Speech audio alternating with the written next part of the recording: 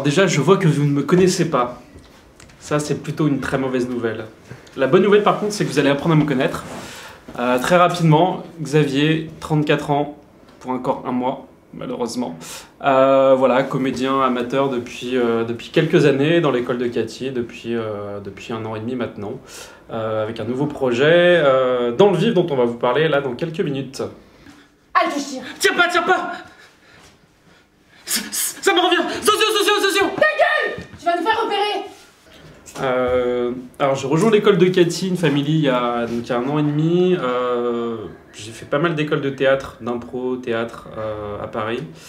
J'en avais un peu marre des cours à 15 personnes et j'avais envie qu'on vive une petite aventure en petite communauté, quoi, avoir vraiment l'esprit de troupe, l'esprit de famille. Du coup, on était 7-8 de mon ancien cours à se dire allez, on essaie de tenter une aventure collective. Voilà, donc Cathy nous a proposé ça, on a tout de suite été séduits, surtout par le fait qu'on pouvait partir à Avignon. Donc ça, c'était un truc cool qu'on avait envie de vivre, ensemble qui plus est. Donc voilà, petit esprit de famille, petite troupe, petite communauté. Et voilà, beaucoup de générosité, beaucoup de partage, c'est je pense tout ce qu'on est venu chercher, donc moi aussi. Faut jouer. Ah, ok. Ouais, je sais. En plus, faut jouer, c'est vraiment le théâtre. Mais du coup, j'y suis. Alors au-delà de l'aspect théâtre, qui était vraiment une aventure de ouf, voilà, d'être sur une vraie scène ultra reconnue, faire le Festival d'Avignon, le truc dont tout le monde parle, qu'on a fait éventuellement nous en public, mais là d'être de l'autre côté de la scène, c'était juste un truc de dingue. Donc, vraiment une aventure théâtrale de ouf. Mais au-delà de l'aventure théâtrale, je trouve que c'était plus l'aventure humaine en fait, parce que tu vis 10 jours sur place. Voilà, l'esprit de fiesta, l'esprit de communauté. On a vécu en coloc les 8 pendant 10 jours, on a fait nos soirées ensemble, on s'est marré comme c'est pas permis. Enfin vraiment, t'avais l'impression qu'on était partis en vacances.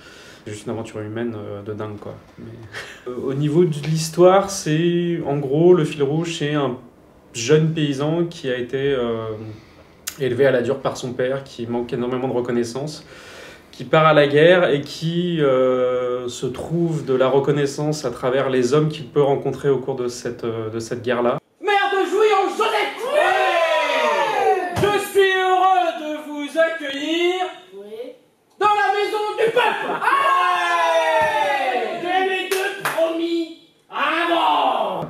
Donc il passe effectivement un peu du jeune adolescent, un peu rebelle, au côté vraiment je suis un homme et je m'affirme. Et puis on suit effectivement l'évolution de sa vie. Tu sors de la tranchée, t'es en face des Allemands, t'es dans la merde.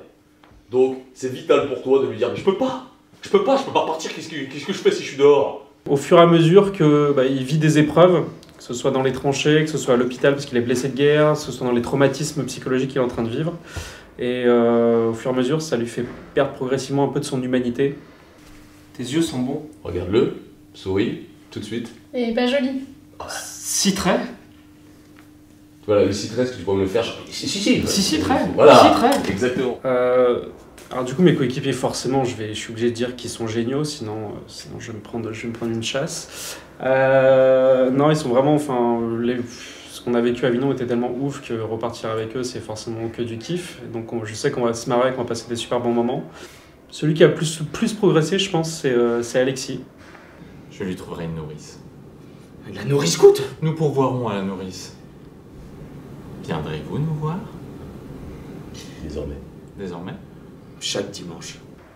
Parce que là, sur les premières scènes, voilà, sans révéler un peu l'histoire, mais sur les premières scènes qu'on a répétées, il arrive à nous faire un cheval. Et un bruit de cheval, mais qui est d'une beauté, mais on se croirait limite à l'hippodrome de Longchamp, quoi. Je surkiffe. The sun lays so brightly up in the summer sky.